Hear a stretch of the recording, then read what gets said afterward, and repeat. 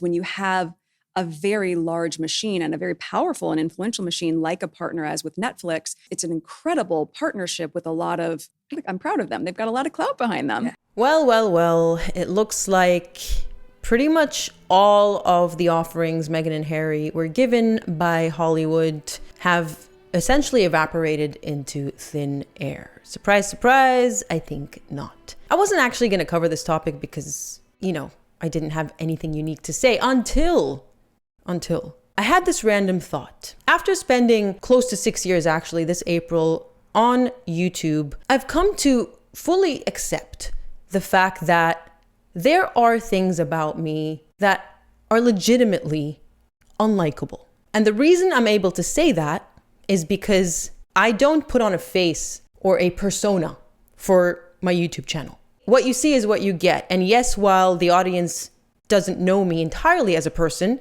you do know this aspect of me that you've had access to for 6 years. And so for me to then say, oh, you don't know me though, you don't really know me, and that's why you can't possibly hate the real me, it's just a caricature you hate, would be admitting that I'm fake, which is a concept or a conundrum that Meghan Markle can't seem or refuses to be able to wrap her head around. Meghan's entire narrative has always been being her authentic self. And yet, she has repeated in countless interviews how the media and the public don't know the real her. It's just a caricature of her that we are attacking, and so she doesn't take it personally. There are always going to be moments where you feel as though a story is being told about some caricature of you that actually has nothing to do with you. Mm-hmm. And that can be really hard to reconcile. And so herein lies the conundrum. You can either actually be your authentic self and accept that people don't like a certain aspect of you, or you're lying about the fact that you've put your authentic self out there and people hate a caricature of you. The only exception is when you are actually a very private and mysterious person, someone who never speaks to the media, someone who never puts themselves out there. And so a lot of space is left for people to make assumptions and come up, I suppose, with some kind of a fictional or imaginary caricature, which in no way reflects the real you. Carolyn Bessette Kennedy comes to mind. I was but a baby when they passed away, but I hear that she was notoriously private, and so people basically had to connect the dots, make assumptions based on her appearance, etc., etc. There was room for speculation. Meghan Markle, even though she admitted to being very heavily inspired by Carolyn Bessette Kennedy and probably used her as some kind of a blueprint to get Prince Harry, it's interesting that Meghan disregarded that aspect of Carolyn, because Meghan leaves absolutely zero room for misinterpretation. She is constantly putting herself out there in the media, in public, headlines, social media. We're effectively being assaulted by her presence. And so for her to say that we hate on a caricature and we don't know the real her when she's the one forcing herself down our throats is quite nonsensical, to say the least. And this problem, clearly based on how her contracts with these mega companies are dissolving left, right, and center, is seeping into her professional life as well. I've said this before. When you insist that you are not the problem, and when you refuse to take on criticism, how on earth are you going to address these problems and rectify them? In my case, as I said, some comments are pure insults. You just disregard, water off a duck's back. But some of them have been constructive, and I have taken them to heart and implemented changes as a result. With Meghan, Netflix has now effectively cut her loose. Of course, it's expected that she would be trying to save face by stating that this was always part of the plan and that she is very excited for the next chapter of her brand's evolution. But then you have Netflix, who are also attempting to soften the blow by stating that this was always part of the plan. To quote them directly, Meghan's passion for elevating everyday moments in beautiful yet simple ways inspired the creation of the As Ever brand, and we are glad to have played a role in bringing that vision to life. As it was always intended, Meghan will continue growing the brand and take it into its next chapter independently, and we look forward to celebrating how she continues to bring joy to households around the world. Unfortunately for Netflix and Meghan, I suppose, a lot of us don't have the memory of a goldfish, which apparently is not true, by the way. Apparently they don't have a 2-second memory, but I digress. Do you remember last year when this partnership was first announced and Meghan couldn't stop talking about it, but also Netflix gave no indication, at least at the time, that this was meant to be a short-lived partnership? Let's start off with the official statements released by both parties. So Meghan's camp said, "We're proud to extend our partnership with Netflix and expand our work together to include the As Ever brand. My husband and I feel inspired by our partners who work closely with us in our Archwell Productions team to create thoughtful content across genres that resonates globally and celebrates our shared vision." Does anyone else get that weird feeling that your brain goes out of focus as you read Meghan's statements because the words are just that empty? They're just sounds.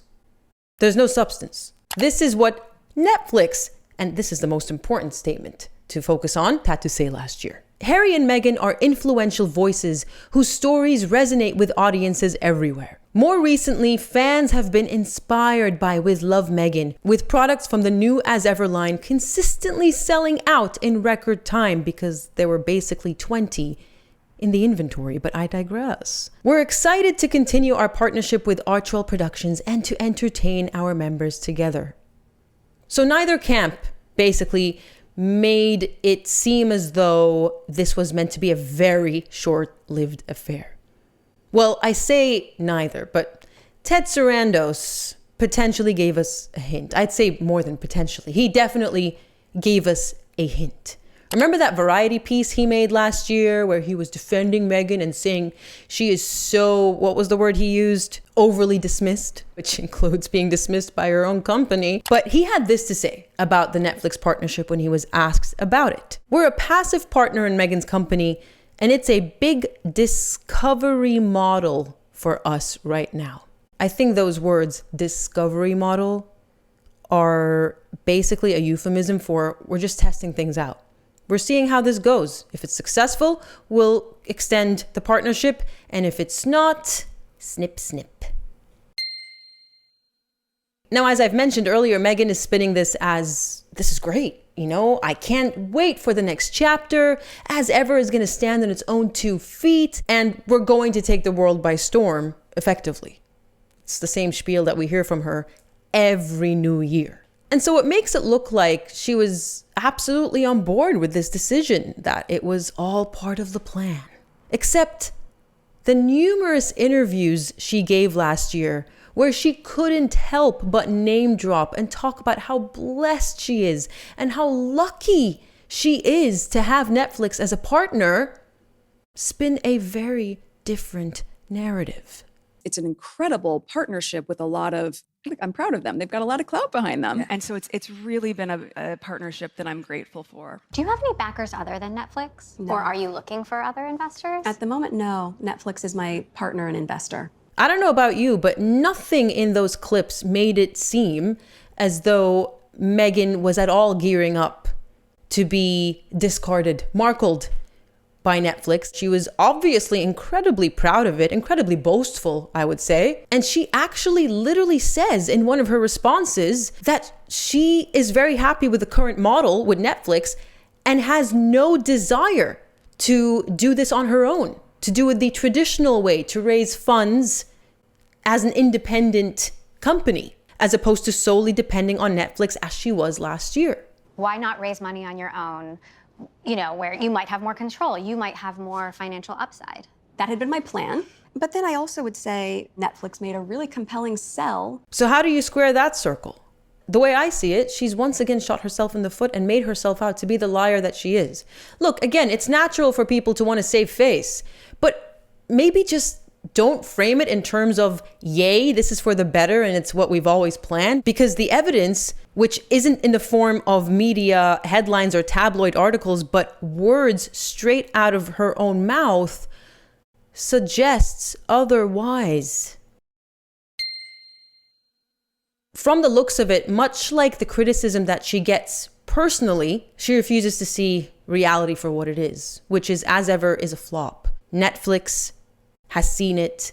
Spotify saw it 3 years before and cut their losses. And if Meghan couldn't make As Ever work with a mega corporation as Netflix as a partner, what hope does she have to do this standing on her own 2 feet?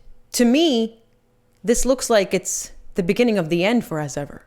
Kind of like her podcast career. Remember? She was so excited to announce her new contract with Lemonada. And what came of that? Another really short-lived flopcast. And that's it. She literally said last year, I'm not coming back to podcasting because I want to focus on As Ever. I love that there's so much excitement and desire for another season, but I need to focus on my business. I refuse to believe that Netflix didn't give her a chance or two. I refuse to believe that they haven't been looking at As Ever's progress or lack of it and didn't raise certain concerns with her. They are a business after all, and a very successful one at that. So out of the two of them, I like to think that they were potentially trying to do the right thing by her. Kind of like Spotify. Remember how they were so tired of sitting around waiting for them to do something? They actually sent out a team to build them a studio in their home. And still nothing. And I really wouldn't be surprised if As Ever, much like Archwell Foundation, is completely wound up by the end of the year and is no more. Because Meghan, if she's proven anything, cannot stand on her own 2 feet. And I'm not saying that as a hater, but as an observer of what's playing out in front of me. It really is frustrating to watch someone who was given everything waste it all. Because this contract could have been given to someone else. Someone who would have valued it, someone who would have worked hard to make sure it's a success. Instead, it's been wasted. Millions have been wasted on not just the As Ever partnership, but the Netflix deal altogether. Much like the Spotify contract and every other contract they've ever signed and potentially ever will sign if they get any sent their way in the future. Let me know in the comments what you think. Also, if you'd like to support the channel, please do consider joining Patreon. The link is in the description box. I post ad-free versions of all my videos there. Thank you so much for watching. Thank you so much for your support, and I'll see you next time.